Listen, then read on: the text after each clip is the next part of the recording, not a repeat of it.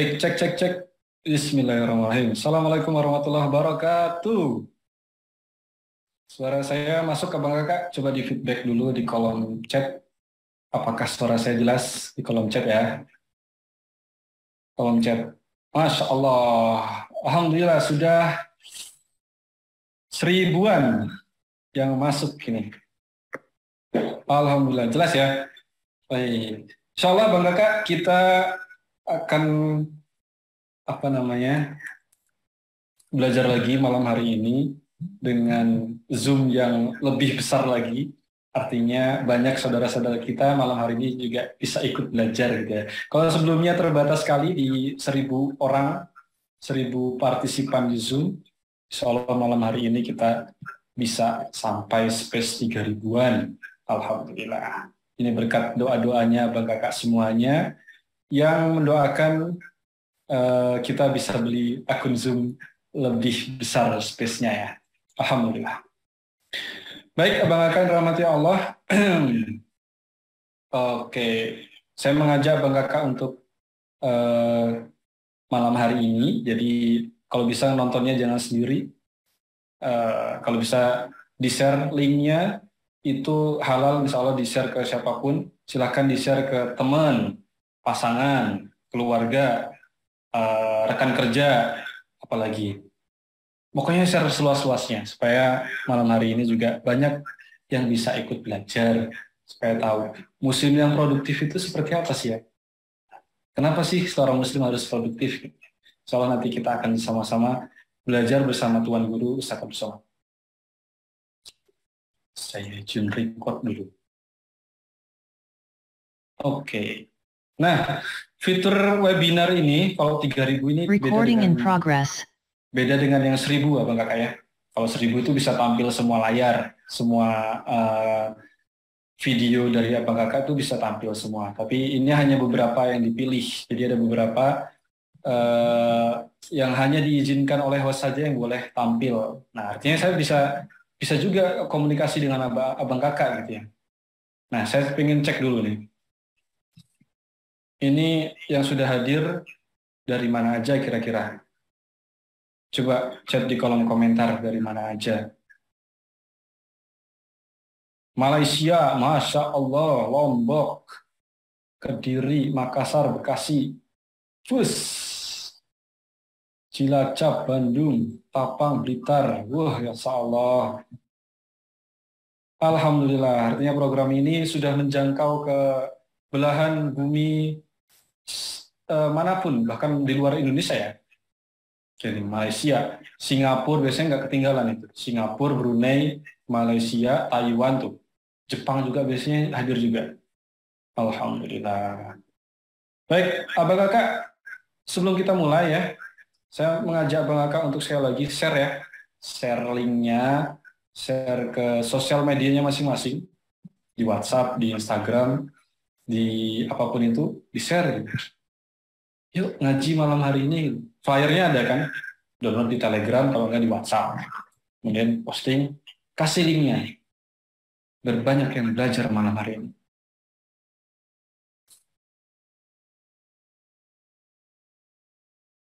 Oke. Alhamdulillah, kalau biasanya saya bisa melihat wajah-wajah antusias ini, kayaknya saya ngobrol sama kamera doang nih. Saya nggak bisa ngelihat wajah-wajah yang senyum-senyum gitu, yang antusias. Tapi nggak apa-apa. Saya pengen ngajak satu orang dong ngobrol. Kira-kira ada nggak yang nggak pernah absen hijrah bersama UAS dari awal sampai sekarang gitu? Ada yang nggak pernah absen? Mbak Vivi Aprianti. Oke. Mbak Vivi, izin kita ngobrol ya.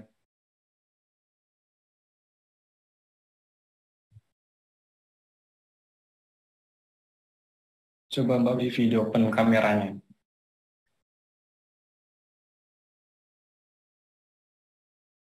Bisa Mbak?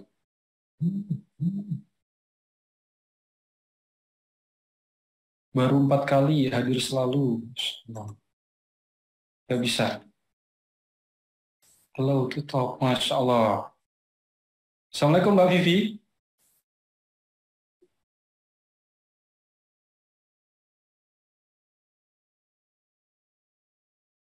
Aduh, kalau awat agak susah. Kadang kalau live-nya di kamar itu harus dandan dulu. Ada Mbak Vivi? Nggak ada, kita ganti yang lain.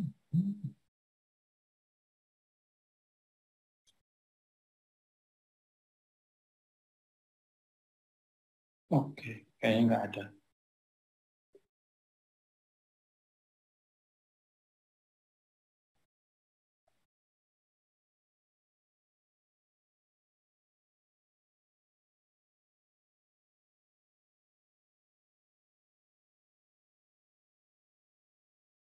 Oke, nggak bisa. Baik, Alhamdulillah. Masya Allah, tabarakallah. Ini sudah banyak yang masuk nih.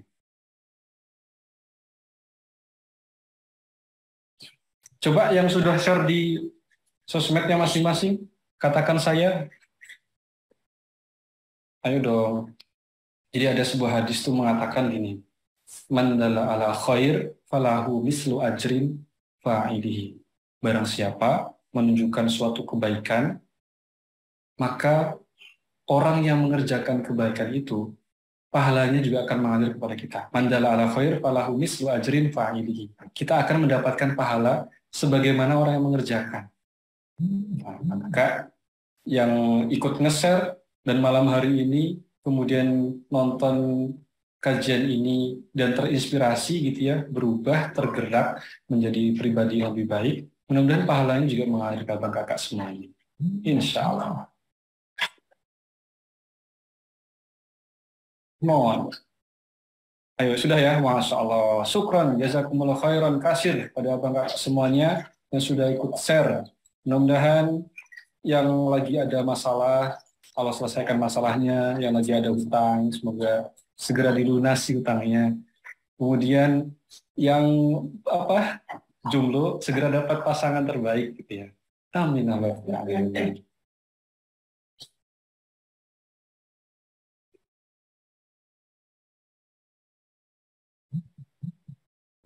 Wis, amin amin.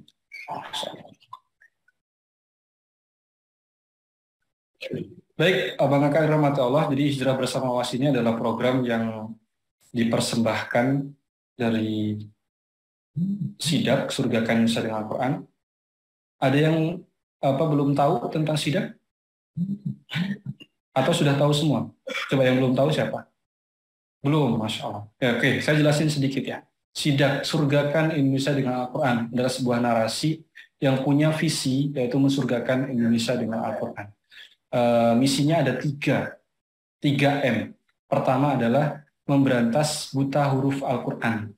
Kemudian yang kedua, mencetak 23 juta penghafal Al-Quran. Dan yang ketiga, itu membangun 6.236 rumah Al-Quran di 114 kawasan. Nah, kenapa memberantas buta huruf Al-Quran? Kita melihat data. Jadi, misi ini berangkat dari kegelisahan kita bahwa ternyata 65% itu, Kemenak merilis sebuah data, 65% penduduk muslim di Indonesia itu nggak bisa baca Quran.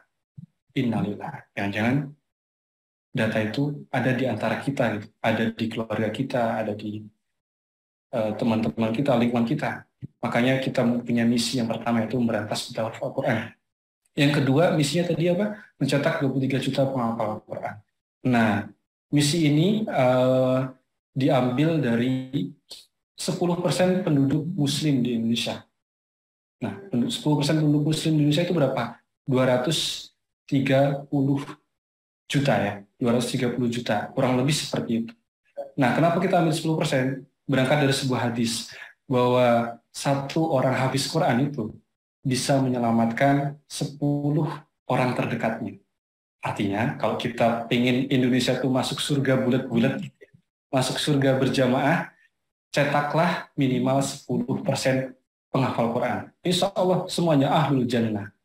Amin. Dan ketiga adalah membangun 6.236 rumah Quran dan 114 kawasan. Angka-angka ini kita ambil dari identitas Quran.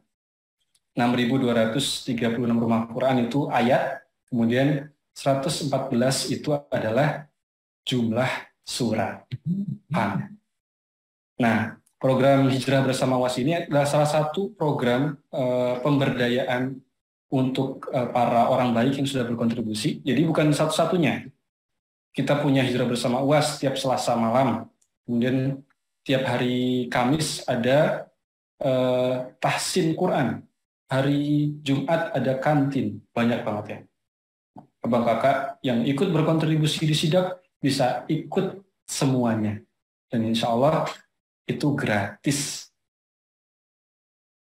Baik, abang kakak yang rahmati Allah, saya belum kenalan ya. Saya izin kenalan. Yang belum kenal, saya izin kenalan dulu. Bismillah. Nama saya Alvin Firdaus, marbut Masjid Ismu Yahya, salah satu tim dari Sidak. Jadi Sidak ini lahir dari masjid di pedalaman Pontianak gitu ya. Namanya Masjid Ismu Yahya. Alhamdulillah hari ini diamanahkan kurang lebih sudah 2 tahun bersamai masjid, ngurusin masjid gitu ya. Salam kenal untuk abang kakak semuanya. Insya Allah akan membersamai terus ke depan bersama program-program yang bermanfaat, program-program ngaji, program-program untuk kita bisa lebih baik lagi, memperbaiki diri, makin dekat dengan Allah, makin dekat dengan masjid, makin dekat dengan Quran. Insya Allah. Oke.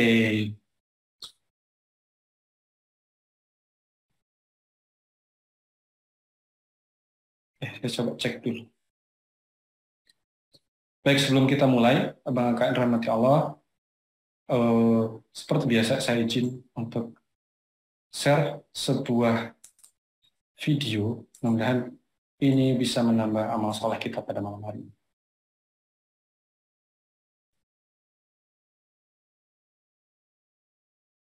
Assalamualaikum warahmatullahi wabarakatuh. Uang yang kita cari, kita belikan ke rumah akan tinggal, diberikan kepada ahli waris. Lalu kemudian diberikan ke kendaraan, juga akan dijual, akan dibagi kepada ahli waris. Yang kekal abadi sampai hari kiamat adalah yang kita wakafkan di jalan Allah Subhanahu wa Ta'ala. Tanah ini 1 meternya 100.000 rupiah. Jumlahnya lebih kurang 2 hektar. Di atasnya akan dibangun pondok pesantren. Anak-anak akan belajar pagi, petang, siang, malam menghafal Al-Quran. Kita mungkin bukan penghafal Quran. Kita sibuk, tapi di tengah kesibukan kita akan mendapatkan amal jariah yang mengalir dari sejak mulai subuh sampai tengah malam. Al-Qayyis, orang yang cerdas, adalah mandana nafsahu, menekan hawa nafsunya, wa amila lima ba'dal maut, berpikir apa yang akan dia dapatkan setelah dia mati. Hanya dengan 100.000 rupiah 1 meter, kita sudah menyelamatkan diri kita, mendapatkan amal jariah. Kita hadiahkan untuk almarhum ayah, almarhumah ibu, almarhum saudara, maka pahalanya pun akan mengalir. Sampai kapan? Sampai anak-anak santri tahfiz menghafal Quran, melanjutkan ke muridnya, sampai hari kiamat. Ma'akalta fa'afnaita, yang kau makan busuk. Wa malabista fa'ablaita, yang kau pakai lapuk. Wa matasaddaqta, yang kau wakafkan, itulah yang akan kau petik hasilnya untuk hari esok. Mari mengajak jamaah untuk berdonasi 100.000 per meter. Berkah selalu. Assalamualaikum warahmatullahi wabarakatuh.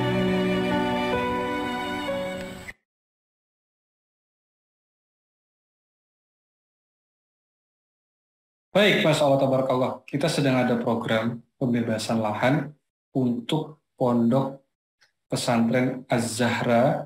Insya Allah ini berlokasi di Riau Kampar. Nanti akan langsung ampuh oleh Tuan Guru Ustadz Abdul Somad. Nah, Bang Kakak yang malam hari ini punya kelebihan rezeki, mau berkontribusi langsung 100.000 per meter gitu ya. Baik itu diwakafkan atas nama diri pribadi atau untuk kedua orang tua, baik yang masih ada ataupun sudah tiada. Linknya saya sudah tempel di kolom chat. Nah, patungan bebaskan lahan untuk menghafal Quran bersama Tuan Guru Ustadz Abdul Somad. Bang Kakak langsung klik saja. Linknya nanti insya Allah akan diarahkan ke sebuah link ya, ke sebuah laman. Nah, kira-kira tampilannya seperti ini. Nah, kebutuhannya 2 miliar Bang Kakak untuk pembebasan lahannya. Bang Kakak bisa langsung kunjungi dukung.sidak.id/UAS. Nah, di sini juga sudah tertulis semuanya proyeksi dari pondok pesantren ini, apa saja yang akan dibangun gitu ya. Nah, sudah ada kelengkap gambar-gambarnya. Insya Allah update-update tentang implementasi pembangunan juga diupdate di bawah. Maka bisa ikut berkontribusi dengan cara klik langsung tombol donasi sekarang. Nah, bisa pilih nominalnya. Nah, ini nominalnya tidak harus 100.000, maka misalkan rezekinya baru ada 10.000 juga bisa. Nah, mulai dari 10.000 nominalnya, 10.000 rupiah. Set, gitu ya. Nah, kalau sudah pilih nominalnya, saya misalnya pilih 250.000. Nah, kalau misalkan bisa banyak, kenapa harus sedikit gitu ya. Oke, nah di sini juga bisa pilih bank transfer, banyak sekali banknya, jadi abang akan nggak usah khawatir dengan admin bank, dan juga bisa menggunakan dompet digital gitu ya. Tuh, banyak. Saya misalnya pakai BSI. Oke, sudah pilih. Nah, ini juga bisa disembunyikan namanya kalau tidak mau ditampilkan di web namanya. Abang juga bisa tulis doa. Ya Allah, semoga tahun ini bisa menikah. Amin. Nah, biasanya doanya paling kencang nih para jemaah kayak gitu. Oke, lanjutkan pembayaran. Set. Nah, pastikan abang kakak jangan lupa tiga digit terakhir dimasukkan ya, supaya nanti akan tampil dan terrecord secara otomatis di websitenya. Karena ini sudah menggunakan robot, gitu ya. Nah, begitu abang kakak, barakallahu fiik. Mudah-mudahan yang malam hari ini ikut berwakaf, ikut berkontribusi dalam pembebasan lahan ini. Mudah-mudahan yang sedang mengalami sakit, Allah berikan kesembuhan, sembuh yang sesembuh-sembuhnya, tidak ada bekas lagi. Yang hari ini sedang menanti hadirnya jodoh, mudah-mudahan segera jelas gitu ya hilalnya, dan didatangkan jodoh. Nggak apa-apa cantik, yang penting solehah. Nggak apa-apa ganteng, yang penting apa? Yang penting soleh. Dan yang lagi ada hutang, yang terjerat riba, mudah-mudahan segera lunas, segera terbebas. Amin, Allahumma amin. Baik, oke, saya coba cek ya. Saya coba cek dulu apakah Tuan Guru sudah masuk. Nah, silakan. Linknya sudah saya tempel di situ ya. Saya coba posting lagi. Barangkali ada yang baru masuk. Oke. Nah, silakan yang sudah berwakaf malam hari ini bisa chat di kolom komentar. Don gitu. Don bang. Supaya yang lain juga ikut termotivasi gitu. Masya Allah, Don, Bang Aji Prasetyo. Masya Allah. Baik, 20.15. Saya izin buka terlebih dahulu. A'udzubillahiminasyaitonirrajim. Bismillahirrahmanirrahim. Alhamdulillahirabbil alamin. Allahumma shalli ala sayyidina Muhammadin wa ala ali sayyidina Muhammad. Qala rabbi shrah li sadri wa yassir li amri wahlul 'uqdatam min lisani yafqahu qawli. Alhamdulillah, segala puji marilah senantiasa kita panjatkan kepada Allah Subhanahu wa taala malam hari ini, di malam yang sangat-sangat kita tunggu-tunggu, malam Rabu kita bisa kembali bertatap muka meskipun secara virtual untuk kembali belajar bersama Tuan Guru Ustadz Abdul Somad. Sebuah hal yang harus kita syukuri karena kesempatan ini kesempatan yang mahal. Tidak semua kemudian Allah berikan kesempatan untuk kemudian bisa mengikuti program ini. Gitu ya. Dari sekian banyak yang sudah hadir, tercatat sudah 6.000 sebetulnya yang input link itu. Tapi kenapa yang hadir baru sekitar hampir 2.000? Nah, artinya memang ini sebuah privilege, ini sebuah sesuatu yang harus kita syukuri. Tidak semua kemudian Allah izinkan untuk bisa menikmati majelis ilmu pada malam hari. Yang kedua, mari kita bersalawat kepada Nabi Shallallahu Alaihi Wasallam. Allahumma sholli ala Sayyidina Muhammad wa ala Sayyidina Muhammad. Bahkan rahmati Allah, insya Allah pada malam hari ini kita akan belajar tentang tema yang sangat spesial, yaitu tema tentang jadi seorang muslim itu harus produktif gitu ya. Nah, malam hari ini insya Allah kita akan bareng-bareng belajar bersama Tuan Guru strong why-nya, kenapa sih kok muslim harus produktif gitu ya. Dan kira-kira seperti apa produktivitas seorang muslim itu ya. Baik, saya langsung saja panggilkan Tuan Guru. Saya coba cek dulu.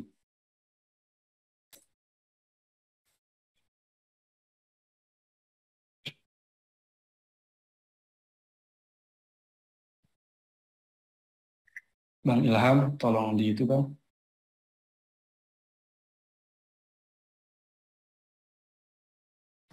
Cek. Assalamualaikum Ustaz. Waalaikumsalam warahmatullahi wabarakatuh. Kameranya belum open ini. Bang Ilham, tolong dibantu Bang Ilham. Suaranya jelas Bang. Jelas-jelas. Nah, ini sudah open kameranya tapi Oke, gimana? dibuka. Jadiin panelis dulu Bang. Oke, kita masih. Gimana? Jadiin panelis. Ini saya coba udah promote ke panelis. Coba. Sudah? Bisa? Panelis. Oke, kita ulang lagi.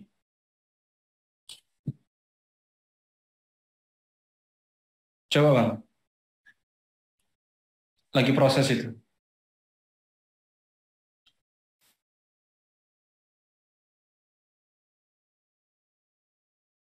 Oke.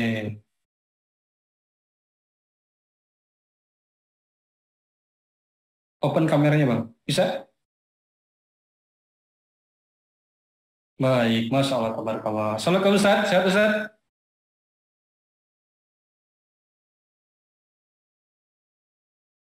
Suaranya masih mute ya?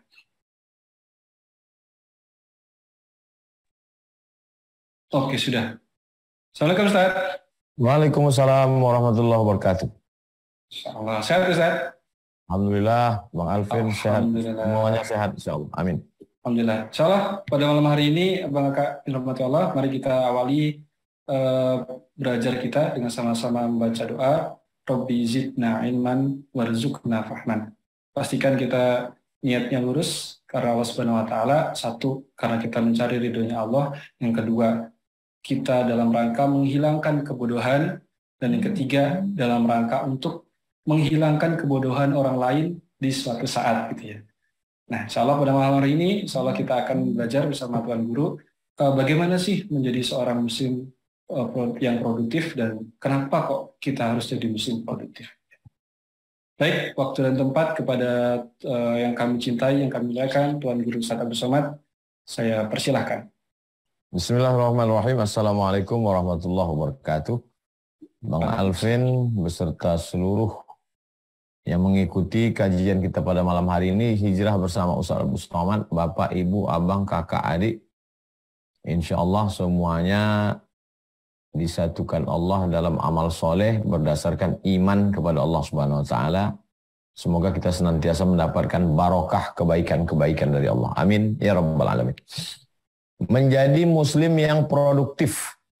Yang pertama yang perlu diperbaiki adalah kekuatan pikiran, mindset. Karena dari pikiran ini nanti yang akan berbuah pada action, tindakan, perbuatan, tindak tanduk. Semua berawal dari pikiran. Dan pikiran itu dipengaruhi oleh pengetahuan. Jadi kita luruskan dulu pikiran kita. Islam mengajarkan bahwa ada yang namanya ikhtiar. Kita menyebutnya sebagai usaha. Ada pemberian Allah Subhanahu wa taala. Itu terekam indah dalam kisah Nabi Ibrahim alaihissalam. Ketika dia meninggalkan Hajar dan Ismail, apa kata Nabi Ibrahim? Askantu min zurriyati fi wadin ghairi dhi zar'in inda baitikal muharram. Aku tinggalkan anakku Ismail beserta istriku fi wadin, di sebuah lembah ghairi dhi zar'in, tidak ada tanaman. inda baitikal muharram, di samping Baitullah.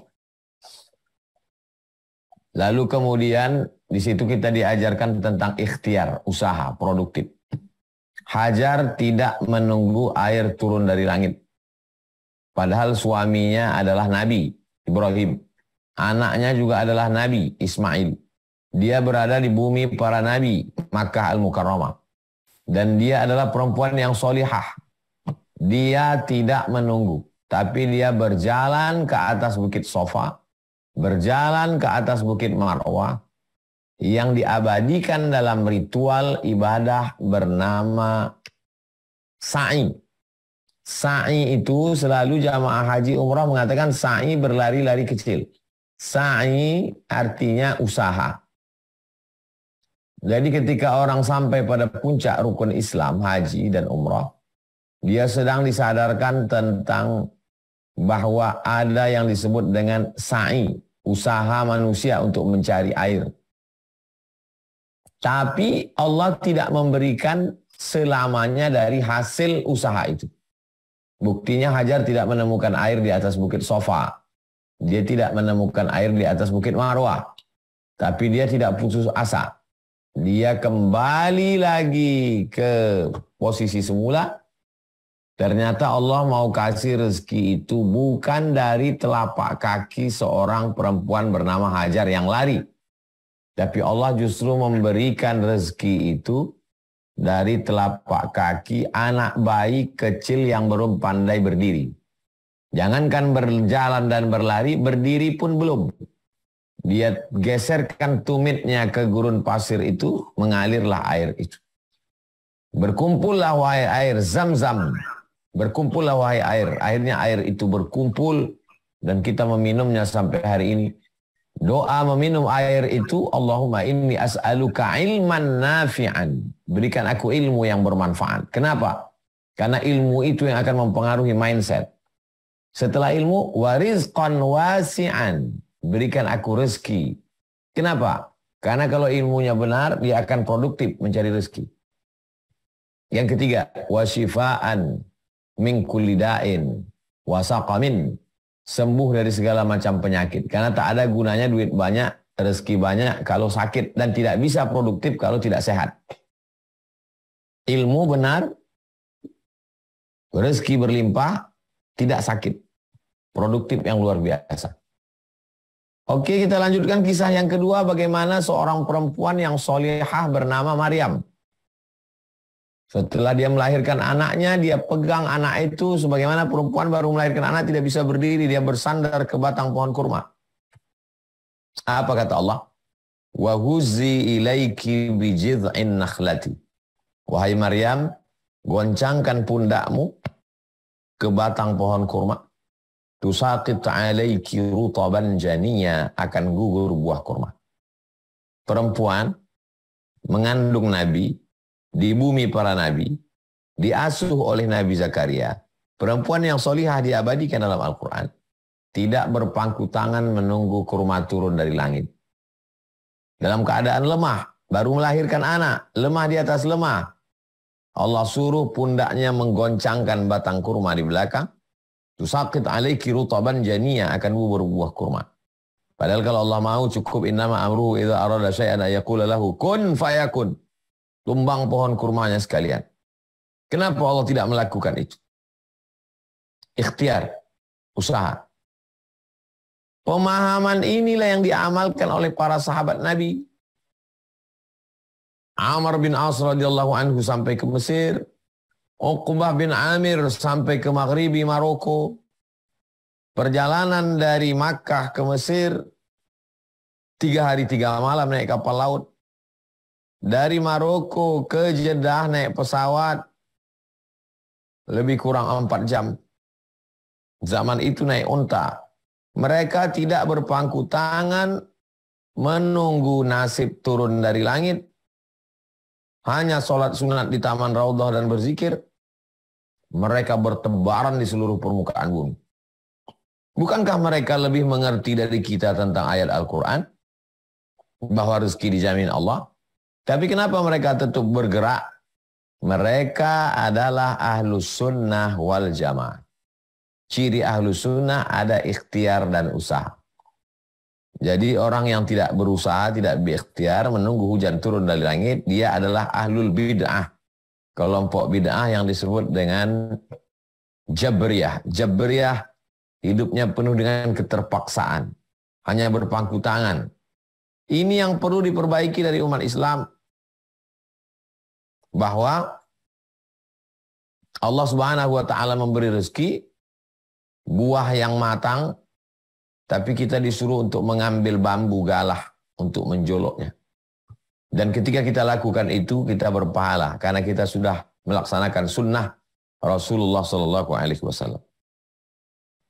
Maka kita lihat bagaimana sahabat Nabi di Madinah itu menanam kurma. Menanam kurma itu usaha ikhtiar. Dan mereka berdagang. Makanya ada namanya pasar syari, pasar Islam. Untuk menyaingi pasar Yahudi di Madinah. Kata Nabi, kullu bay'in mabrurun. Semua transaksi jual beli yang jauh dari tipu, bohong, dusta, maka itu adalah mabrur, diterima Allah baik, menjadi pahala. At-tajir seorang pedagang, as-saduq yang jujur, al-amin amanah. Pedagang yang jujur, amanah, tidak curang harga, tidak main timbangan, tidak tipu, tidak bohong, tidak dusta. Ma'an nabiyyin, kalau dia mati nanti dia akan bersama dengan para nabi. Wasiddiqin, dia akan bersama dengan siddiqin. Wasyuhada, dia akan bersama dengan orang mati syahid. Wassalihin, dia akan bersama dengan orang-orang yang soleh. Ini mindset yang perlu diluruskan. Setelah pikiran kita ini bersih, mengikuti Al-Quran, sunnah para ulama, salafun as-salih, ahlu sunnah wal jamaah, maka buahnya adalah aktif. Makanya Imam Junaid al-Baghdadi, imamnya para ulama tasawuf, seringkali tasawuf dikambing hitamkan. Kenapa Islam ini mundur? Karena ulama tasawuf tidak mencari rezeki. Buka kitab Ar-Risalah Al-Qushairiyah, bercerita tentang ulama tasawuf. Induknya ulama tasawuf bernama Imam Junaid al-Baghdadi. Dia punya toko, tempat jualan barang-barang. Pagi dia datang ke tokonya, dia buka tokonya, kalau ada pembeli dia layani, tak ada pembeli dia sholat sunat. Ada pembeli dia layani, tak ada pembeli dia sholat sunat. Sampai 400 rakaat pulang. Supaya nanti kalau dia mati menghadap Allah ditanya, apa usahamu? Aku punya usaha. Kita ini akan ditanya apa ikhtiar kita untuk mencari rezeki dari Allah Subhanahu wa ta'ala. Suatu ketika salah seorang ulama besar, ahli tasawuf, melihat ada seorang wali Allah yang tidak berusaha, hanya duduk di pinggir jalan. Ketika dia ditanya, kenapa kamu tidak berusaha? Dia menjawab, rezeki dijamin Allah. Kalau kamu tidak percaya rezeki dijamin Allah, lihat itu pohon kurma. Di atas pohon kurma itu ada seekor burung yang patah sayapnya. Dan burung yang patah sayap itu tidak pernah turun, tidak pernah terbang. Tapi setiap hari ada burung lain yang membawakan ikan, membawakan cacing. Setiap hari ada saja burung yang datang, singgah, mampir ke sarang itu untuk memberikan. Kalau rezeki dijamin Allah, maka tidak akan pindah ke yang lain. Lalu apa kata ulama? Kenapa engkau memilih menjadi burung yang patah sayap menanti? Kenapa tidak memilih menjadi burung yang terbang dengan sayapnya membawakan? Bukankah ajaran Nabi mengatakan al-yadul ulya khairun min al-yadis sufla? Yang memberi lebih mulia daripada yang menerima. Burung yang mengepakkan sayapnya menangkap ikan di tengah lautan, membawa cacing, lebih mulia daripada burung yang patah sayap. Mindset kita diajak berpikir bahwa kalau saya ingin mulia di hadapan Allah, maka mesti berusaha.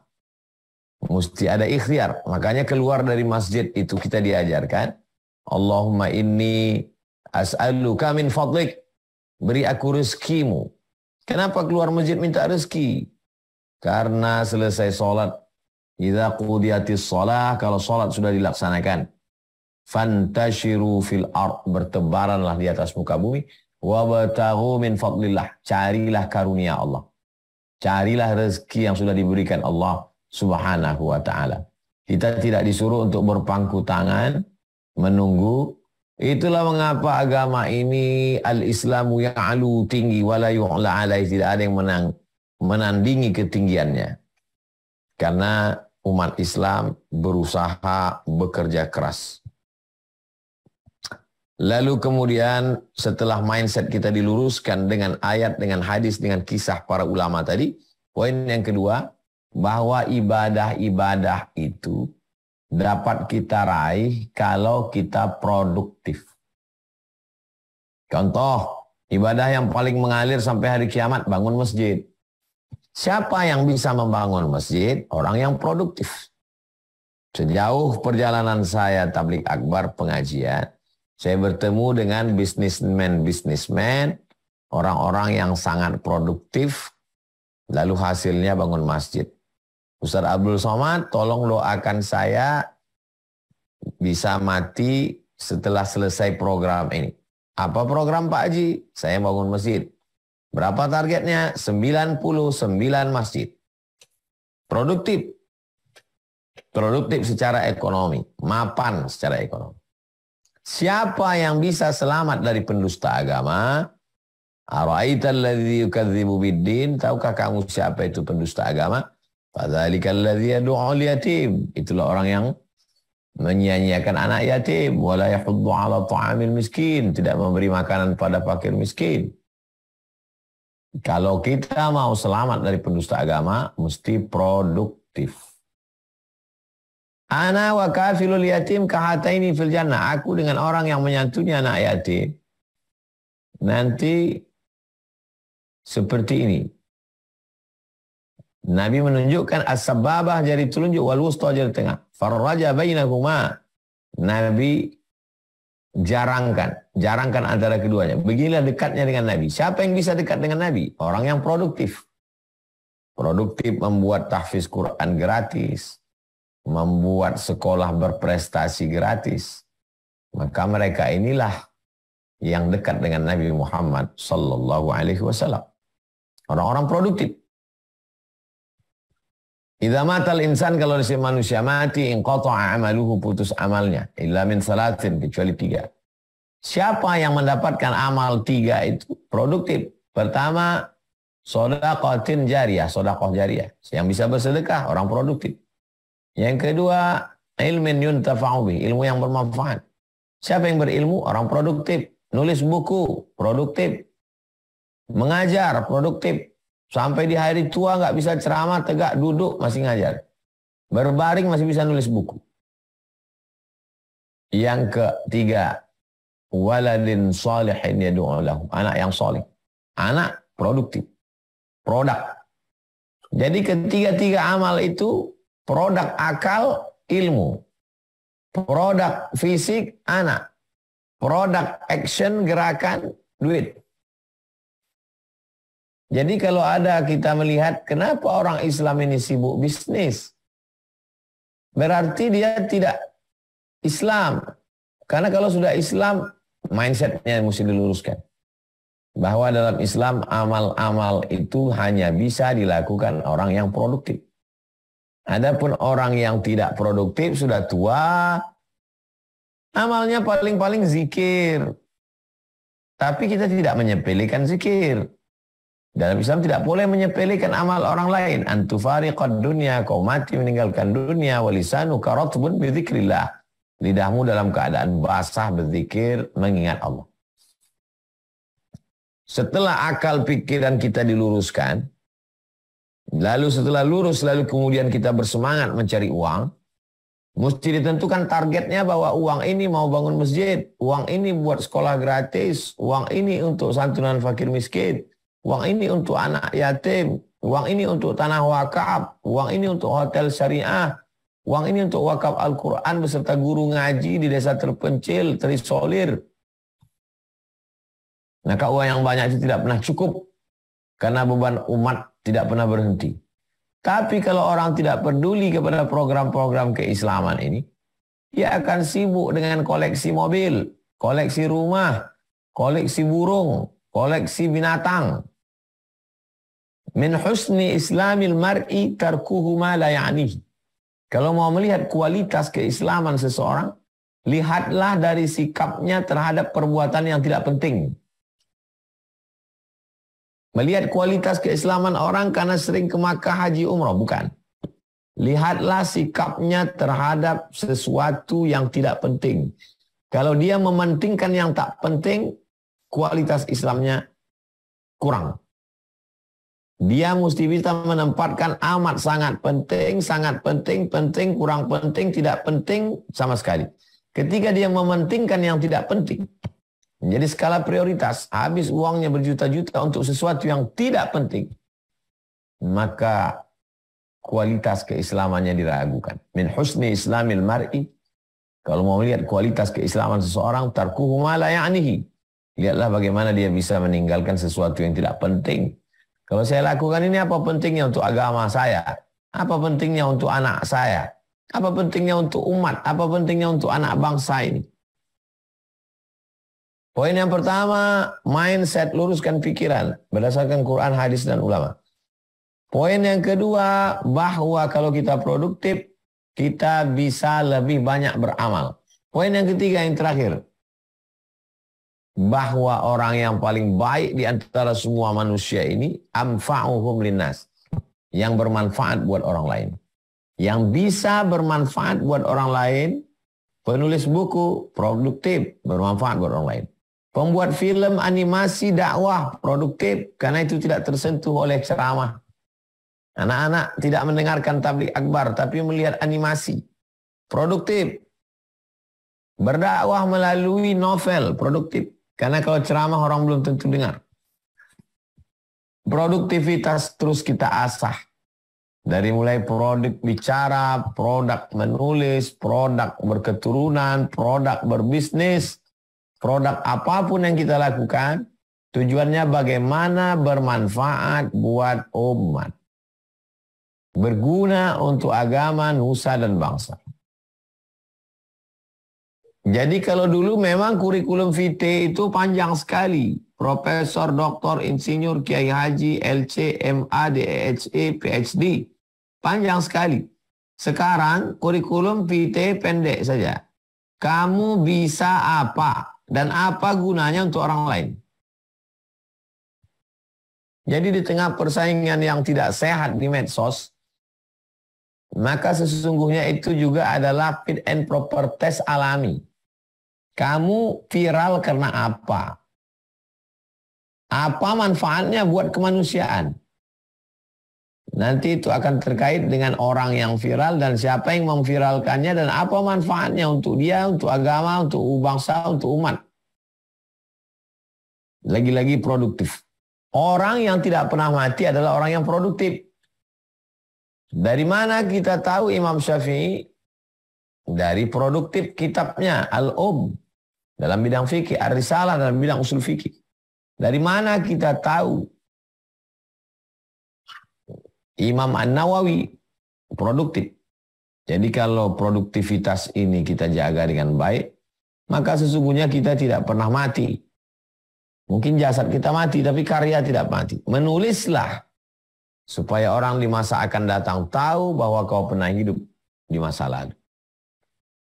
Saya kira 3 poin ini sebagai pengantar dialog kita malam ini, Bang Alvin. Terima kasih. Saya kembalikan ke Bang Alvin. Assalamualaikum warahmatullahi wabarakatuh. Waalaikumsalam warahmatullahi wabarakatuh. Baik, alhamdulillahirrahmanirrahim. Oke, Abang Aka yang rahmati Allah. Setelah ini akan ada sesi tanya jawab ya. Abang Aka bisa bertanya langsung. Kita akan diskusi. Silakan pertanyaannya di chat di kolom Q&A. Masukin di situ. Nanti kita filter beberapa pertanyaan yang terbaik gitu ya. Kita akan sampaikan pertanyaan di situ. Baik.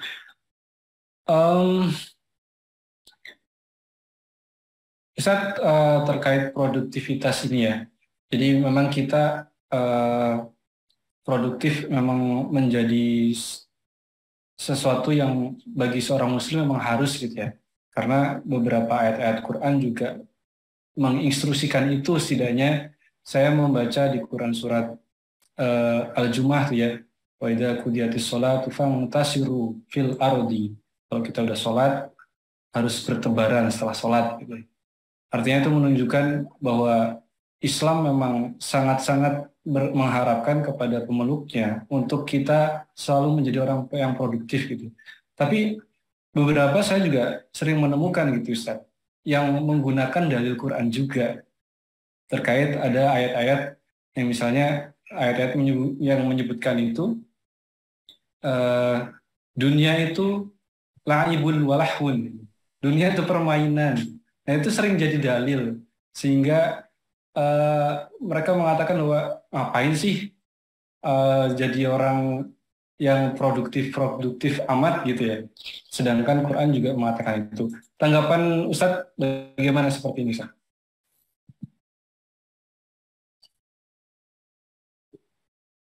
Yang pertama, jangan melepas ayat dari konteks. Jangan melepas ayat Al-Quran, dilepas dia dari kehidupan Nabi, dari kehidupan sahabat, dari kehidupan salafus soleh, sehingga ayat itu dicopot, dipreteli, berdiri sendiri, lalu dipaksa akal kita untuk mengakal-akalinya. Lalu apa beda kita dengan orang yang menggunakan hermeneutik? Hermeneutik adalah ilmu pisau analisa untuk mempreteli kitab suci. Innamal hayatud dunya la'ibun wa lahwun wa zinatun wa takasurun fil amwali wal aulad. Hidup di dunia ini adalah permainan, perhiasan, saling berbangga dalam masalah anak dan harta. Lihatlah bagaimana sahabat Nabi. Apakah mereka meninggalkan dunia? Apakah mereka tidak nikah meninggalkan anak? Apakah mereka meninggalkan harta? Sahabat Nabi itu ada yang amat sangat kaya. Abdurrahman bin Auf, Sa'ad bin Rabi', Utsman bin Affan, Abu Bakar Siddiq membawa emasnya semua untuk biaya hijrah. Jadi maknanya ayat itu mencela Abu Jahal, Abu Lahab, orang-orang kafir musyrik yang sibuk dengan harta sampai melalaikan Allah. Jadi ayat itu ditujukan untuk mereka yang melalaikan Allah. Kenapa ayat ini kita pakai untuk saudara kita yang cari uang bangun masjid? Bukankah kita sudah salah pasang ayat? Ente nggak usah terlalu sibuk bisnis. Innamal hayatud dunya la'ibun wa lahwun wa zinatun wa tafakhurum wa takathurun. Itu ayat untuk mencela orang kafir musyrik yang melupakan Allah. Ada saudara kita yang sibuk mencari harta, sholatnya tidak tinggal, baca Qur'annya tetap. Jangan-jangan kita sedang melegitimasi kemalasan kita. Orang dulu kalau malas, malas aja. Orang sekarang sudah malas, dilegitimasi dengan ayat. Dicarikan ayat-ayat untuk sebagai legalitas kemalasan.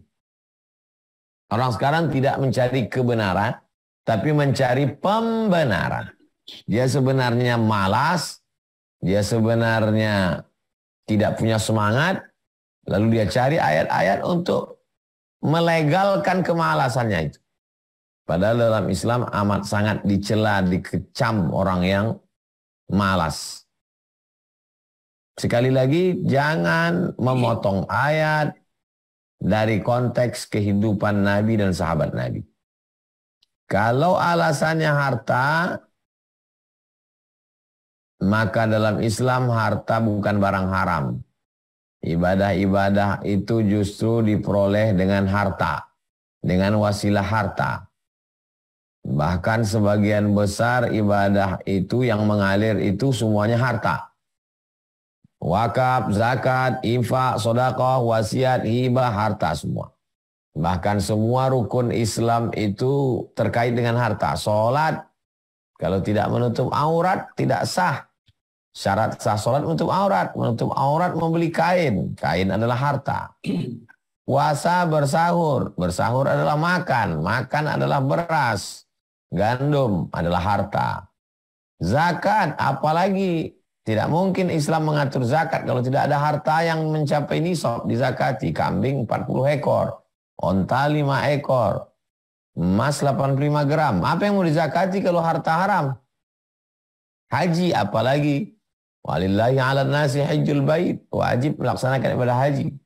Bagi siapa? Man istata'a ilaihi sabila, bagi yang mampu, yang sanggup transportasi, akomodasi, konsumsi. Jadi memahami yang benar adalah bukan satu ayat dipreteli, tapi yang benar adalah tentukan satu tema, lalu cari ayat, hadis, kehidupan sahabat yang terkait dengan itu. Demikian Bang Alvin.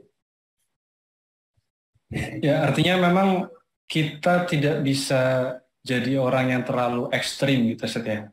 Kan posisinya ada yang ekstrimnya tuh di kiri, yang mengatakan bahwa kita harus produktif terus gitu ya. Untuk setiap menyikapi sesuatu biasanya orang terbagi dua. Ekstrim kanan, ekstrim kiri. Menyikapi harta, ekstrim kiri. Time is money. Waktu adalah uang. Karyawan tidak boleh istirahat. Tidak boleh sholat.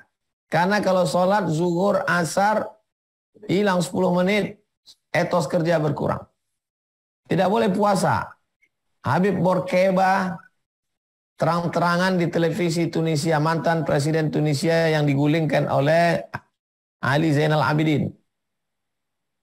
Dia ambil minuman, wahai rakyat Tunisia, mari kita minum bersama-sama. Karena puasa ini hanya mengurangi etos kerja. Ini ekstrim kiri. Kerja, cari uang. Jangan mendekatkan diri kepada Tuhan karena buang-buang waktu. Yang kedua, kelompok kanan. Harta ini hanya akan melalaikan kepada Tuhan. Maka jangan sibuk dengan harta. Islam pertengahan. Wa kadzalika ja'alnakum ummatan wasata. Demikianlah kami jadikan kamu umat wasata, pertengahan. Bainal ifrat wa tafrid. Tidak ke kiri meninggalkan agama, meninggalkan Allah untuk harta. Tidak ke kanan meninggalkan harta, tapi dua-duanya dilaksanakan. Laisa bi khairikum man taraka dunyahu li akhirati. Orang yang baik di antara kamu bukan yang meninggalkan dunia untuk akhirat. Wala akhiratahu li dunyahu. Bukan pula meninggalkan akhirat untuk dunia. Liusiba minhuma jami'an, dapat dua-duanya. Rabbana atina fid dunya hasanah wa fil akhirati hasanah wa qina adzabannar. Demikian Bang Alvin. Masya Allah. Baik, insyaallah tercerahkan. Baik, terakhir sebelum saya lanjut ke pertanyaan jamaah, ini terkait produktivitas Ustaz ya. Jadi efektivitas kalau kita coba komparasi dengan zaman Nabi dahulu, saya melihat kalau baca sejarah gitu ya, para sahabat Nabi itu di usia muda mereka sudah menjadi pemimpin besar gitu ya. Sebut saja misalnya Al-Fatih gitu ya, di usia 22 tahun sudah menguasai Konstantinopel, kemudian 10 sahabat yang dijamin masuk surga melalui lisan Nabi juga saya baca 7 diantaranya itu di bawah 30 tahun. Nah sementara kalau di era sekarang itu kita di usia 25 tahun saja itu baru lulus kuliah juga masih bingung mencari kerja gitu Ustaz. Itu kira-kira pendapat Antum bagaimana menyikapinya Ustaz ya? Apakah memang salah di kurikulum kah atau bagaimana Ustaz? S1 paling cepat 22. S2 24. S3 27. 27 membawa kurikulum vitae. Sibuk beternak ikan di atas kertas. Ternak ayam di atas kertas. ayam menurut etimologi, menurut terminologi, teori, tapi tidak pernah megang ayam. Tidak pernah ketemu ayam, selalu makan ayam. Jadi ujung-ujungnya bekerja di bank. Sekolah tentang peternakan, pertanian. Apa? Di mana letak masalahnya? Nah, sekarang ternyata orang barat itu kurikulum vitae-nya tidak terlalu banyak. Tapi langsung tulis kamu bisa apa? Ya. Bisa apa? Jadi sahabat-sahabat Nabi itu dulu langsung aja bahwa dia bisa beternak, dia bisa cocok tanam, dia bisa berdagang, dia bisa berniaga. Nabi Muhammad SAW punya bakat bisnis yang luar biasa. Jadi saudara-saudara kita, sebagian yang keturunan pedagang, pulang sekolah disuruh bapaknya jaga toko. Sekolahnya pagi jalan, ngitung-ngitungnya jalan. Sambil kuliah dia bawa bisnis, apalagi sekarang ada bisnis online. Saya tidak mengatakan tinggalkan sekolah. Sekolah itu adalah standar bahwa kita punya pengetahuan. Tapi sekolah tidak juga membuktikan bahwa orang bisa melakukan sesuatu.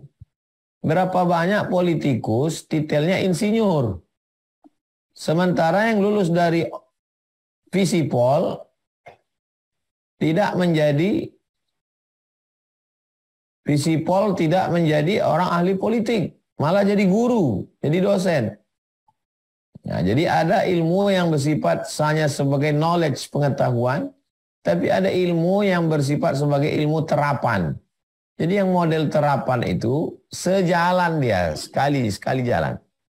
Makanya saya ketemu dengan beberapa rektor.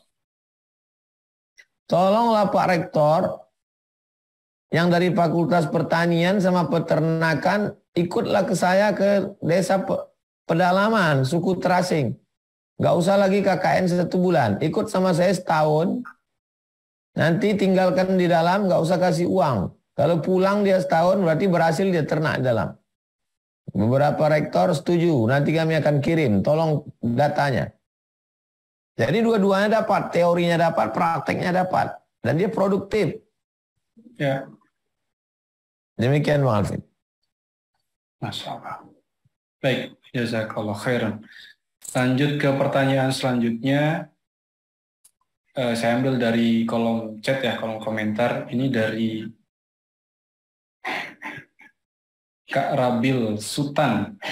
Assalamualaikum Ustadz, izin bertanya bagaimana bisa meningkatkan produktivitas? Kadang semangat hanya di awal saja, minimal mempertahankan produktivitas itu, Ustadz. Itulah perlunya zikir pagi petang. Jangan tinggalkan zikir pagi petang. Awal hari habis subuh, awal malam habis maghrib atau habis asar. Karena itu membangkitkan semangat. Di pondok wajib hukumnya zikir pagi petang. Yang diambil dari Al-Quran dan hadis-hadis Nabi SAW. Lalu kemudian yang kedua, pentingnya berteman, berkawan, bersahabat dengan orang yang semangat. Saya tidak mengatakan saya selamanya semangat. Boleh jadi saya ketemu dengan jamaah yang lebih bersemangat, sehingga saya jadi semangat. Hari ini mereka semangat, saya tidak bersemangat. Besok saya bersemangat, mereka tidak semangat. Pentingnya kita berteman dengan orang-orang yang bersemangat. Yang ketiga, pentingnya kita merefresh, merenung sejenak. At-tafakkur sa'ah, berpikir sesaat, khairun min qiyami lailah. Lebih baik daripada sholat sepanjang malam, kata Abu Darda, sahabat Nabi. Berpikir sesaat, saya ini mau kemana? Saya selalu berpikir di tengah malam. Kalau saya nanti mati, yang saya tinggalkan apa? Bangun malam, sholat sunat wudu, sholat sunat taubat, sholat sunat hajat, sholat sunat tahajud, sholat sunat hajat, sholat sunat witir, duduk, sepi, sunyi, handphone mati. Di situ kita sedang berdialog dengan pikiran kita. kalau mati saya malam ini, apa yang saya bawa besok pagi? Itu akan membuat kita akan bersemangat. Yang jadi masalah, kita tidak pernah punya waktu untuk diri kita, karena waktu kita habis untuk orang lain. Waqfah ma'an nafsi. Duduklah sejenak bersama dirimu. Karena kau sudah terlalu lama melupakan dirimu karena terlalu sibuk dengan orang lain. Tidak ada waktu yang paling indah berdua-duaan dengan diri. Berdua-duaan dengan Allah Subhanahu wa ta'ala. Merenung saya dari mana, sedang di mana, mau kemana, akan bawa apa. Ambil kertas, tulis, rumah, mobil, surat-surat berharga, kendaraan. Kalau aku mati, rumah akan diambil ahli waris. Habis semuanya. Yang kita bawa mati mana? Besok pagi insya Allah akan semangat cari duit untuk bangun masjid. Akan semangat lagi untuk amal-amal yang luar biasa.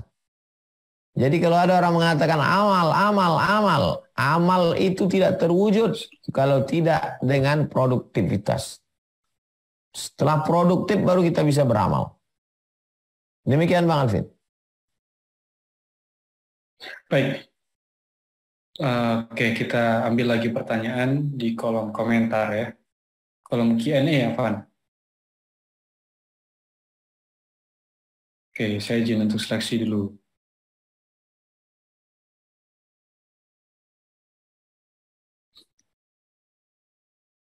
Nah, ini pertanyaan yang menarik, Ustaz. Anonim pertanyaannya. Jadi, pertanyaannya adalah, kalau dalam dunia motivasi itu, Ustaz, ada namanya afirmasi. Jadi kita menuliskan mimpi-mimpi kita, kemudian ditempel di tempat sajadah gitu ya. Misalnya mobil, macam-macam gitu ya, mobil, rumah, semoga tahun ini bisa kebeli. Nah, itu dalam pandangan Islam, produktivitas yang dipacu seperti itu, bagaimana pandangan Ustaz terkait ini, Ustaz?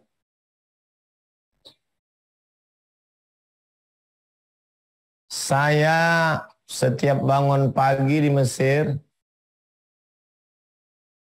ini kepala, tempat posisi kepala, ini kaki, di depan itu lemari, di atas lemari itu gambar pintu kota Meknes, Maroko. Bahwa saya mesti ke sana. Dapat saya foto itu di majalah, saya gunting, saya tempel. Saya mesti ke sana. Apakah perbuatan saya itu bid'ah di luar ajaran Islam? Membuat target-target hidup itu boleh apa tidak boleh? Ya. Ketika Nabi menggali parit yang disebut dengan perang Khandaq, perang parit. Saat paculnya itu mengena ke batu, mengeluarkan cahaya. Kata Nabi, cahaya yang pertama kalian akan membebaskan Yaman. Waktu itu Yaman dikuasai oleh penguasa-penguasa, di antaranya Abrahah yang sudah hancur lebur, dilanjutkan. Tapi bukan kekuasaan Islam. Keluar lagi cahaya, pacul yang kedua. Kata Nabi, kamu akan menguasai Syam. Ketika itu Syam dikuasai oleh Damaskus, dikuasai oleh Heraklius, gubernur Romawi yang ditempatkan di Syam. Pacul yang ketiga lagi tampil cahaya, kamu akan menguasai Rum. Kamu akan menguasai Rum. Dalam hadis lain Nabi mengatakan, la taftahunnal Konstantiniyah, kamu akan menguasai Konstantinopel. Wala ni'mal amiru amiruha, panglima perang yang terbaik adalah panglima perangnya. Wala ni'mal jaisyu dzalikal jais, pasukan terbaiknya adalah pasukannya.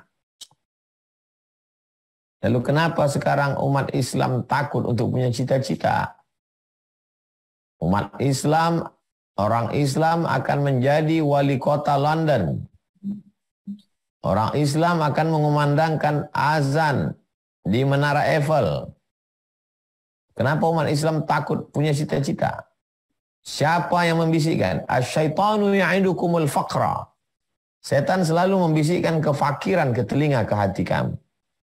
Wallahu ya'idukum maghfiratan minhu wa fadla. Sedangkan Allah selalu mengilhamkan ampunan dan keutamaan, kelebihan-kelebihan. Pepatah kita mengatakan gantungkan cita-citamu setinggi bintang di langit. Islam pula mengajarkan i'mal li dunyaka ka'annaka ta'ishu abada. Untuk dunia buat seakan-akan kau hidup selamanya. Wa amal li akhiratika ka'annaka tamutu ghada. Buatlah untuk akhirat seakan-akan kau mati besok. Kalau sedang sholat, ingatlah ini sholat terakhir, habis ini mati. Demikian. Wallahu a'lam. Baik, semoga terjawab ya Bang Kakak yang sudah bertanya tadi. Baik, saya lanjut pertanyaan berikutnya. Ini menarik. Pertanyaannya, Ustadz, orang kafir juga produktif. Lantas, apa bedanya produktivitas seorang muslim dengan orang kafir? Karena orang kafir juga ngejar omset, ngejar revenue, dan lain sebagainya. Apa yang menjadi fundamental gitu, Ustadz, yang paling membedakan seorang muslim yang produktif dengan orang non-muslim yang produktif? Orang Islam bangun jam 5, dia bangun jam 4. Orang Islam pergi pagi pulang petang, dia pergi pagi pulang malam. Orang Islam kejar target, dia juga targetnya lebih banyak. Kalau begitu dia diridhai Allah karena kerjanya lebih banyak. Inilah yang tidak menyimak dari awal tadi. Kan tadi saya jelaskan. Orang Islam mencari harta, tujuannya bangun masjid. Ya. Mereka mencari harta untuk dunia. Kita harta itu sebagai wasilah. Kalau sudah dapat nanti bangun masjid, buat sekolah, santunan anak yatim, fakir miskin, dan semua yang bermanfaat untuk umat. Saya dan kawan-kawan membuat program itu YTWU itu sekarang 26 programnya. Tidak pernah berhenti. Fa idza faraghta fansab. Kalau sudah selesai dari satu aktivitas, fansab, cari aktivitas yang lain. Jangan pernah berhenti. Berhenti berkayuh berarti jatuh. Maka apa beda kita? Kita bedanya menjadikan ini hanya sebagai wasilah, bukan tujuan. Mereka menjadikan itu sebagai tujuan. Dan ada sebagian orang Tuhannya ya duit itu sebagai Tuhan. Jama'a mala wa addada. Ngumpul ngitung. Kita enggak. Kita tidak ngumpul ngitung. Setelah dapat, kita share, kita bagi. Demikian Bang Alvin. Insyaallah. Baik, berikutnya Ustaz. Ini pertanyaannya menyinggung fikih juga. Assalamualaikum Pak Ustadz, dari Mas Fahmi. Izin bertanya bagaimana kita produktif dalam hal yang berkecimpung dalam dunia musik. Apakah boleh? Sedangkan referensinya mengatakan bahwa musik itu haram.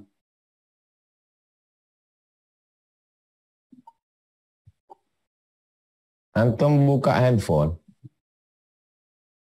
Apa yang mau antum cari di situ? Antum mau cari, buka YouTube. Ya. YouTube tulis UAS musik. UAS musik. Langsung dapat. Sekarang anak kita hitung ya berapa video UAS tentang musik. 1, 2, 3, 4. Ustadz Adi Hidayat. Ya. UAS musik. Udah 10 kali scroll, belum habis lagi uas musik, uas musik. Kenapa tidak mau menggunakan ujung jari ini? Betapa mudahnya. Oh, saya malas nonton video. Sekarang Google. UAS musik. Hot detik pandangan UAS musik. Bagaimana? Oh, nggak percaya sama UAS. Ustadz Adi Hidayat. Wah musik. Wah musik.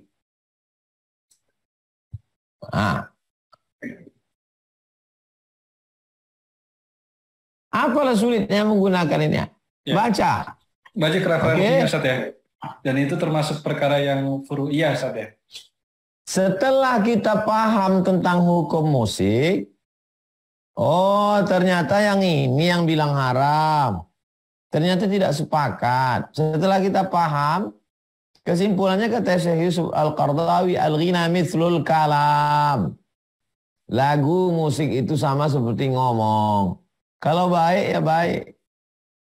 Ngajak jihad, ngajak sholat, ngajak ingat mati, ngajak berarti baik. Maka berkiprahlah di sana. Buatlah lagu-lagu religi. Buatlah video animasi. Ini film haram, ini sinetron haram. Yang halal mana?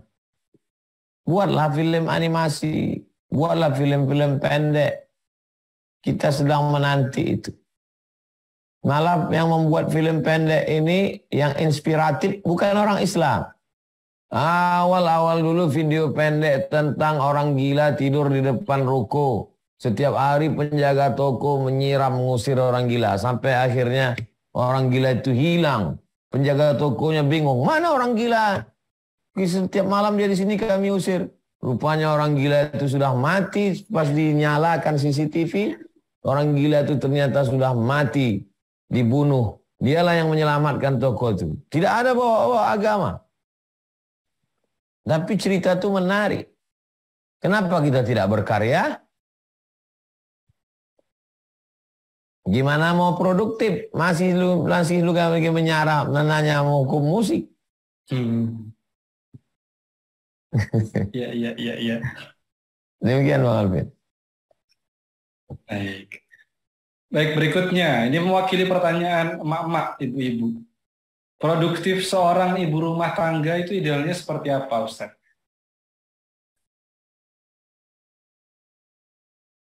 Tugas pokok ibu rumah tangga mendidik anaknya. Ibu rumah tangga yang mendidik anaknya bisa baca Quran, sekolahnya berhasil, pakaiannya rapi, itu ibu rumah tangga yang produktif. Ibu rumah tangga yang di samping anaknya bisa dia didik, ternyata dia juga bisa buka usaha online, jual keripik, jual kerupuk, bumbu pecal, membantu ekonomi suaminya, itu produktif plus-plus. Tapi dia punya tugas pokok. Ibu rumah tangga yang sibuk jual kerupuk, keripik, batik, sampai anaknya jadi pecandu narkoba, itu sama dengan orang yang sibuk pakai jilbab tapi tidak pakai celana. Dia tidak mengerti skala prioritas untuk apa dia, apa fungsi dia. Makanya kita belajar fikih. Mana yang wajib, mana yang rukun, mana yang syarat, mana yang wajib, mana yang sunat muakkad. Sehingga kita punya skala prioritas dalam hidup. Kamu kok cuma ngurus anak aja sih? Kok nggak seperti saya punya channel YouTube? Apakah dengan channel YouTube itu lalu kemudian kita menjadi baik? Atau justru kebaikan yang ada malah hilang? Maka punya standar dalam hidup. Rukun, syarat, wajib, sunat muakkad, makruh. Demikian Bang Alvin.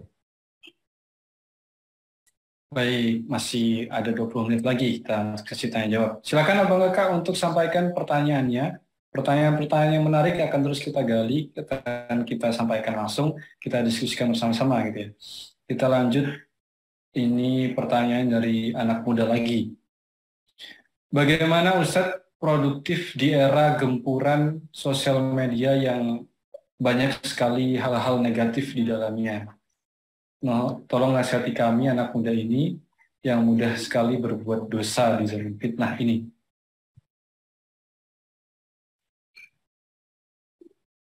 Kalau antum mengatakan anak muda korban medsos, maka sesungguhnya orang tua pun tidak terkecuali. Apakah antum pikir orang-orang tua itu tidak ada yang jadi korban medsos?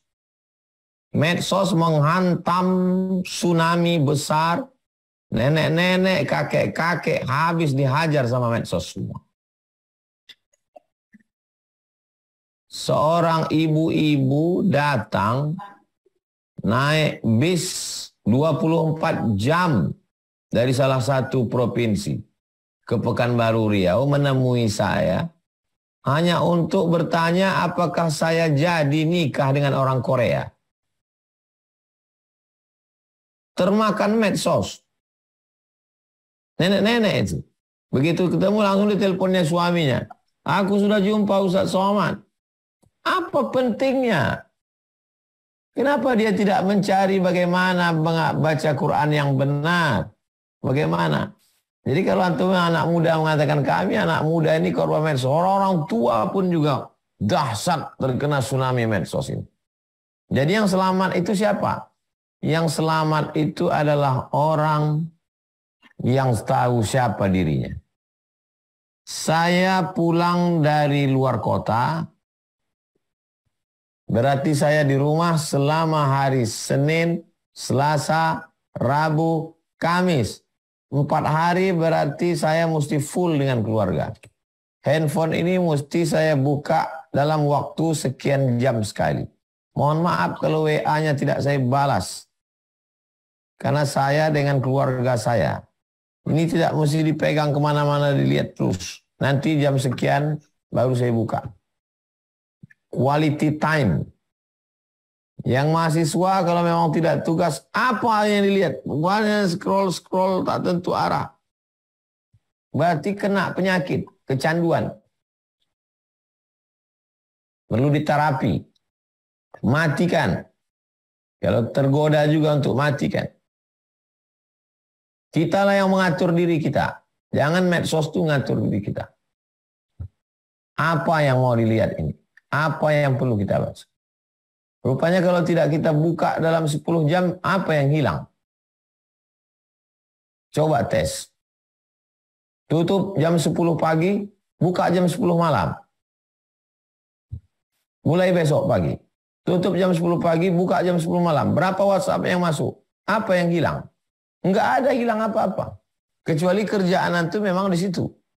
Andai pekerjaan sekalipun, sekian jam bekerja, ada tetap istirahat. Ini sampai sedang makan pun juga, minum pun juga, sembahyang pun juga kacau balau. Apa yang terjadi ini sebenarnya?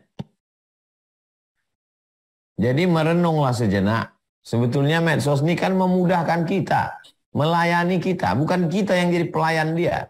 Dia sudah jadi Tuhan. Kita menjadi hambanya. Menjadi hamba medsos. Na'udzubillah. Demikian Mu'alfin. Baik, artinya harus manajemen waktu dan memilah-milah informasi yang kita lihat di medsos itu, Ustaz. Baik. Bagi yang sudah menikah, istrinya membantu suami, suaminya membantu istri. Jangan segan, jangan sungkan untuk watawasau bil haq, watawasau bis sabr. Bagi yang belum punya teman, punya kawan, itulah yang saya maksud dengan berjamaah. Mengingatkan tentang tahajud, mengingatkan tentang duha, mengingatkan tentang baca Quran, tapi juga mengingatkan tentang kecanduan handphone. Demikian. Wallahu a'lam. Ya. Baik. Saya ada baca riset Ustadz ya, terkait kebiasaan-kebiasaan produktif dan riset ilmiah. Ternyata kalau kita membaca literasi Islami, kita sebenarnya punya sosok yang sangat-sangat patut kita teladani dalam hal segi produktivitas, yaitu Nabi Shallallahu Alaihi Wasallam. Salah satu contohnya, ini jurnal mengatakan bahwa bersyukur, ya Rasulullah juga mengajarkan bersyukur, Ustaz ya. Bersyukur itu dalam riset ilmiah mengatakan bahwa orang yang punya rasa syukur, responden yang senantiasa bersyukur itu lebih besar kemungkinannya dalam mencapai tujuan-tujuan pribadinya dalam waktu 2 bulan ketimbang responden dengan kondisi lain. Ada lagi sedekah. Nah, sedekah ini ternyata rasa bahagia itu ternyata hadir ketika orang memberi. Jadi bukan hanya hadir ketika menerima. Kemudian Rasulullah juga mengajarkan tidur awal, bangun awal. Nah, artinya memang kita sebetulnya punya sosok yang sangat komplit terkait produktivitas ini, Ustaz ya, yaitu Nabi Shallallahu Alaihi Wasallam. Laqad kana lakum fi Rasulillahi uswatun hasanah. Pada diri Nabi Sallallahu Alaihi Wasallam itu ada suri tauladan, contoh. Dalam hal apa? Dalam hal segala hal, semua aspek produktivitas. Dia tidak hanya sekedar produktif, tapi dia menularkan produktif itu ke orang sekelilingnya. Cerita produktif harta, maka tidak ada yang paling produktif selain daripada Abdurrahman bin Auf. Waktu meninggal 6 triliun. 3.200.000 dinar emas. Sekarang dihitung dengan rupiah 6 triliun. Dalam waktu 10 tahun. Karena waktu pindah ke Madinah itu dia ulang dari nol. Kalau 6 triliun selama 10 tahun, berarti berapa per tahunnya, berapa per harinya, berapa per jamnya. Hitung sendiri ya. Abdurrahman bin Auf. Produktivitas tentang menghafal ayat, menghafal hadis, maka yang paling tinggi produktivitasnya adalah Abu Hurairah, lebih 5.000 hadis. Kemana aja Nabi dia ikut.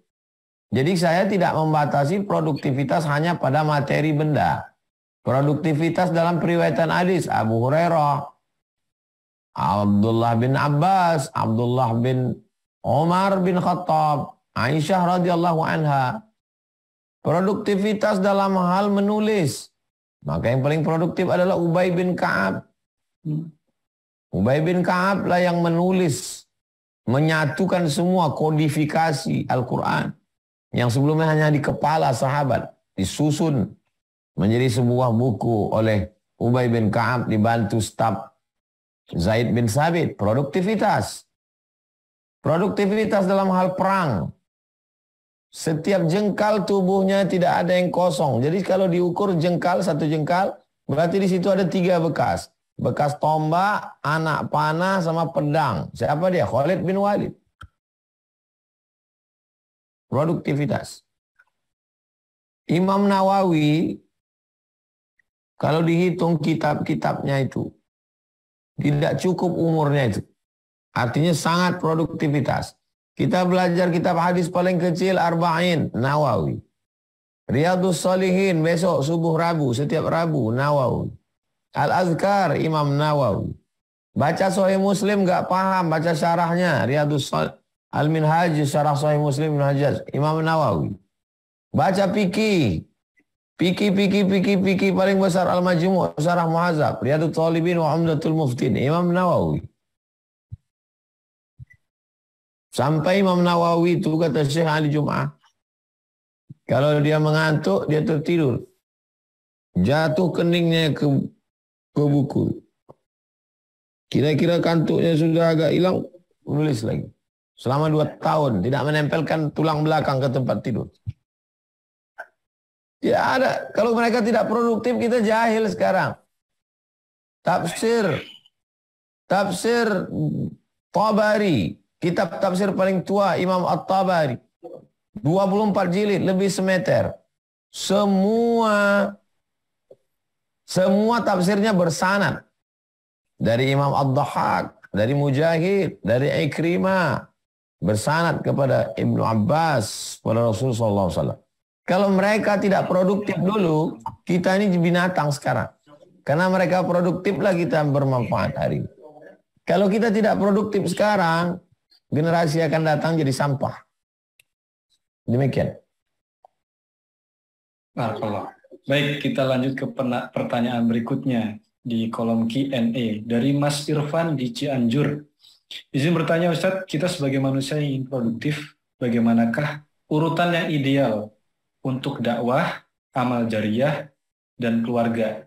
Prioritasnya yang mana dulu, Ustadz? Dakwah, amal jariyah, keluarga.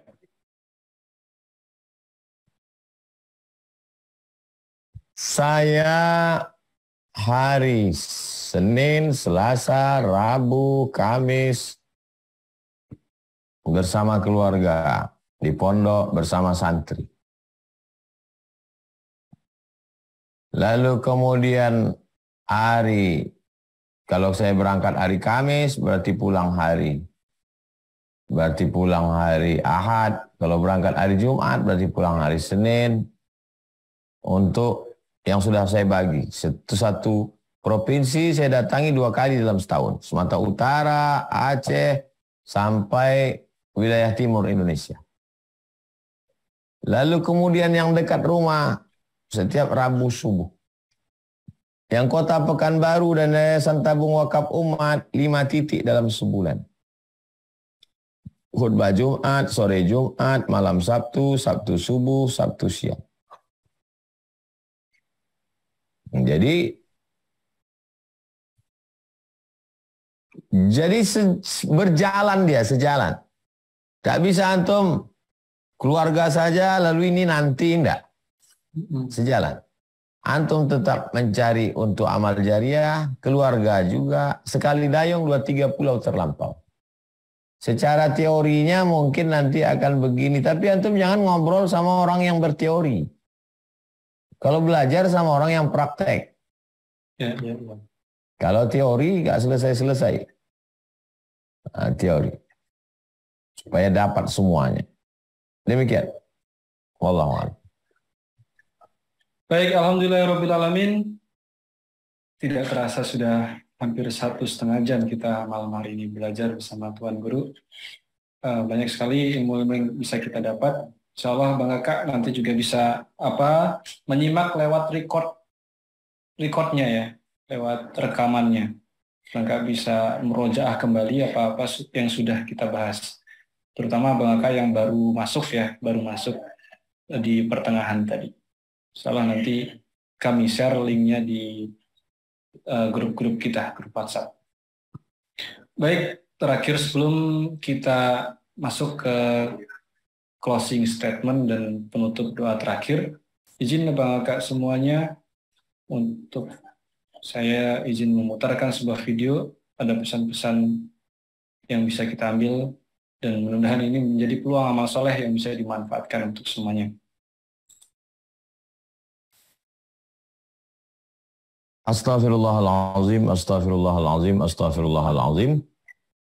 Kita mesti terus bersemangat karena kita tidak tahu kapan kita akan mati.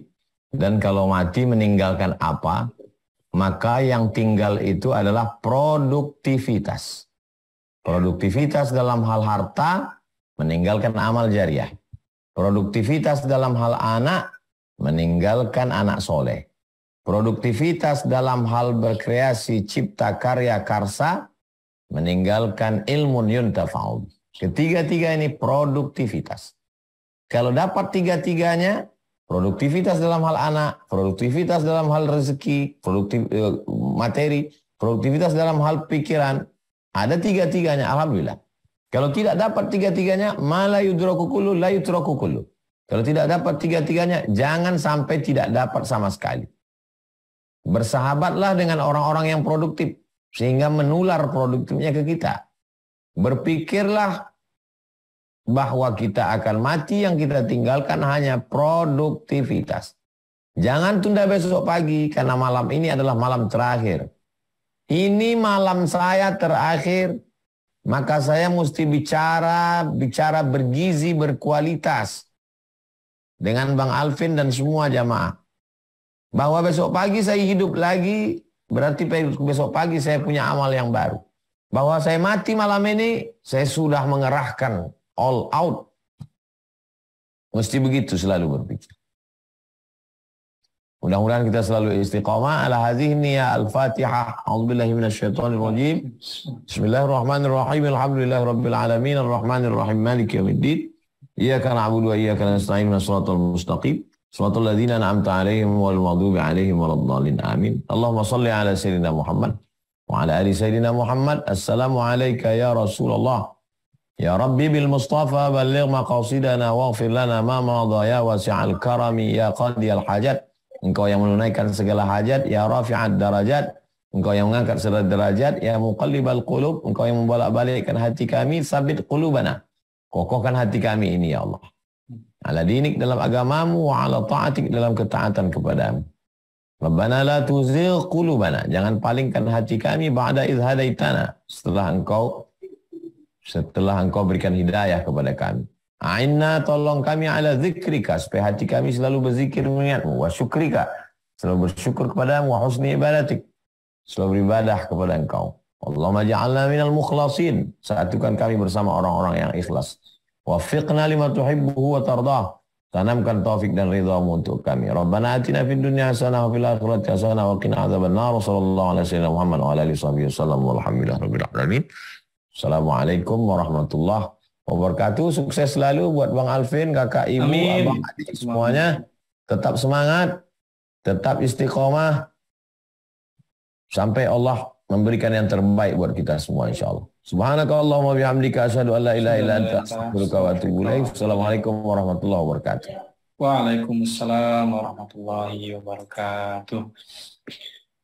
Syukran jazakumullah khairan kasir kepada Ustaz Abdul Somad malam hari ini sudah mau berbagi ilmu kepada kita semuanya, meskipun di tengah kesibukan yang kami tahu, Masya Allah luar biasa, masih bisa menyempatkan untuk berbagi ilmu kepada kita semuanya. Kita sama-sama berdoa, mudah-mudahan ilmu yang kita dapatkan pada malam hari ini bisa kita fahami, bisa kita amalkan, dan juga bisa kita ajarkan di kemudian hari. Amin Allahumma amin. Maka yang saya cintai karena Allah, terima kasih yang masih standby pada malam hari ini. Terima kasih yang sudah istiqomah untuk terus ikut program kita Hijrah Bersama Was. Insya Allah kita akan berjumpa lagi di pekan depan dengan tema-tema yang nanti akan kita kabari tema apa. Bagi yang ingin request tema apa, silahkan coba di kolom komentar. Di pekan depan kita mau bahas tema apa kira-kira. Silakan, ditahan nafsu, oke. Apalagi, ayo, ada riba, Masya Allah, riba, pernikahan, jodoh, jodoh, perceraian, alhamdulillah, was-was, taubat, fikih pernikahan, Al-Quran, pacaran, ta'aruf,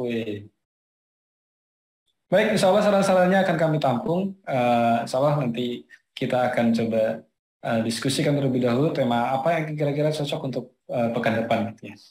Baik, sebelum kita tutup, Abang Kak, mungkin yang baru bergabung,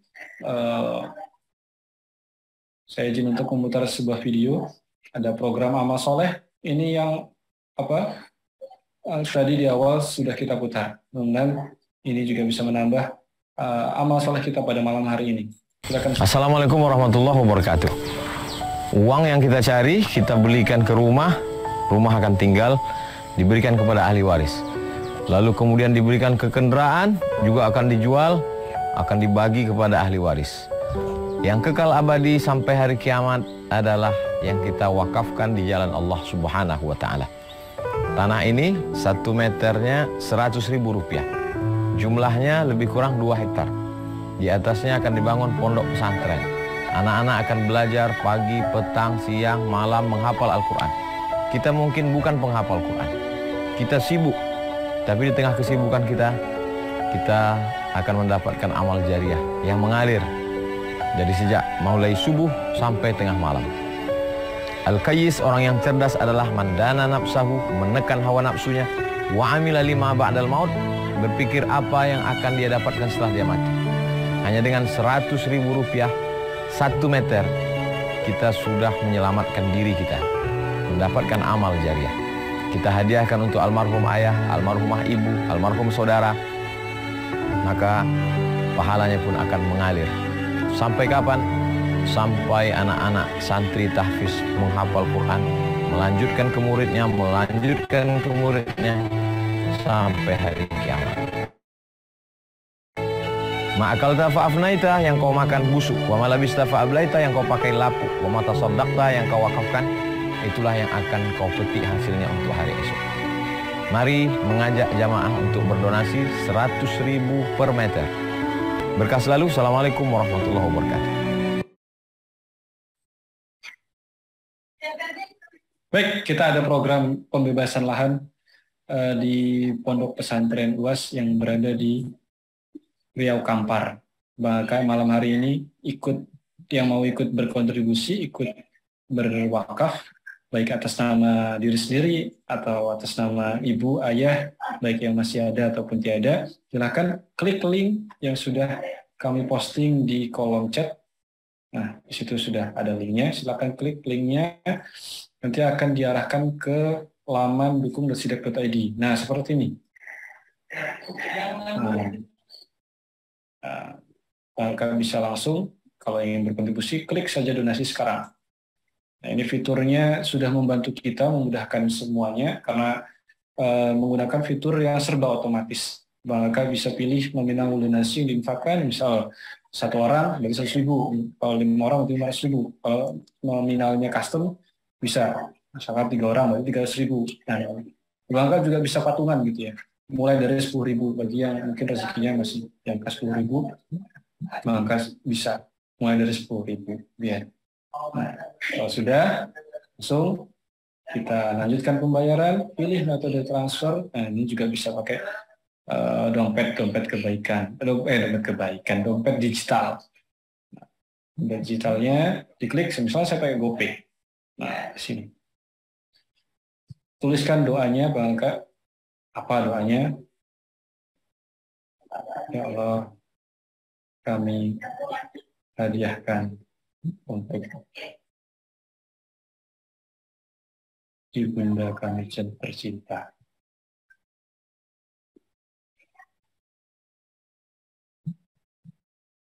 Semoga dilapangkan kuburannya. Amin. Nah, tuliskan doanya, Bang Aga. Nanti kita bantu aminkan di sini. Insyaallah pahalanya akan terus mengalir selama pondok ini berdiri, digunakan untuk bersujud, digunakan untuk belajar Quran, dan lain sebagainya. Pahalanya akan terus mengalir kepada kita yang ikut berkontribusi di dalamnya. Linknya ada di kolom chat ya. Patungan bebaskan lahan untuk menghafal Quran bersama Tuhan Guru. Serta bersama. Oke, silakan yang sudah klik linknya, kemudian sudah isi form, boleh stay down, ketik di kolom komentar. Sudah Bang, supaya yang lain juga termotivasi. Oke, Don, Masya Allah Mbak Eka. Sudah, Masya Allah, Alhamdulillah. Kami doakan ya, mudah-mudahan yang sudah mensisihkan rezekinya malam hari ini, bagi yang sedang diberikan masalah dalam kehidupannya, Allah segera selesaikan, segera permudah, segera urusannya. Kemudian yang hari ini sedang mengalami sakit, juga Allah sembuhkan penyakitnya dengan sembuh sesembuh-sembuhnya, tiada lagi bekas. Dan semoga yang hari ini sedang terlilit hutang, terlilit riba, Allah bebaskan, Allah lunaskan semuanya.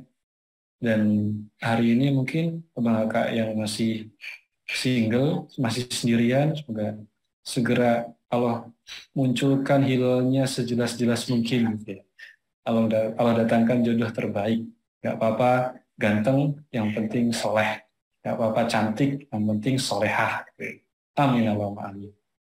Ajarakallahu fi ma'ataita wa baraka fi ma'abqaita wa ja'alahu tahura.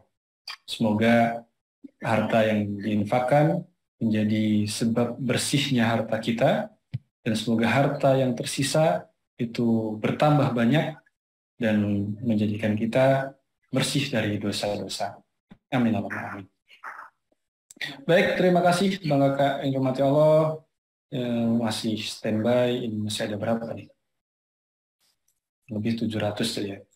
Alhamdulillah, mari kita tutup kajian kita pada malam hari ini dengan lafaz hamdalah. Alhamdulillahirabbil alamin dan doa kafaratul majlis. Subhanakallahumma wa bihamdika asyhadu an la ilaha illa anta astaghfiruka wa atubu ilaik. Mohon maaf Abang Kakak Ibu Bunda mungkin kurang familiar dengan Zoom kita malam hari ini ya, karena kita baru pertama kali menggunakan Zoom webinar ini. Jadi space-nya 3000, ternyata tidak bisa tampil kamera. Nah, yang bisa tampil kamera itu hanya beberapa panelis yang dipilih oleh host ya. Tapi insya Allah tidak mengurangi untuk kita bisa menyimak majelis ini secara khidmat ya. Mudah-mudahan ini bisa mengakomodir semuanya, karena kalau kemarin itu dengan Zoom yang 1000 itu terlalu kecil. Kasihan yang lain yang mau ikut gitu ya, yang ingin langsung di Zoom. Nanti kita coba evaluasi baiknya bagaimana. Kira-kira mau tetap pakai yang ini atau yang kemarin tuh ya bisa tampil kamera. Coba pakai yang satu atau dua. Satu pakai webinar, dua pakai Zoom. Satu atau dua coba. Saya ingin tahu. Satu webinar, dua Zoom. Zoom yang tampil kamera ya. Tampil video maksudnya. Ayo, webinar atau Zoom? Oh, webinar. Terbanyak webinar ya. Satu. Lebih kondusif ya kalau pakai Zoom, pakai webinar ya. Baik, insya Allah kita berjumpa lagi hari Kamis. Hari Kamis kita ada kajian kantin, kajian rutin Surgakan Insyaallah Al-Quran. Saya izin sepil dulu kantinnya. Kantin pekan ini,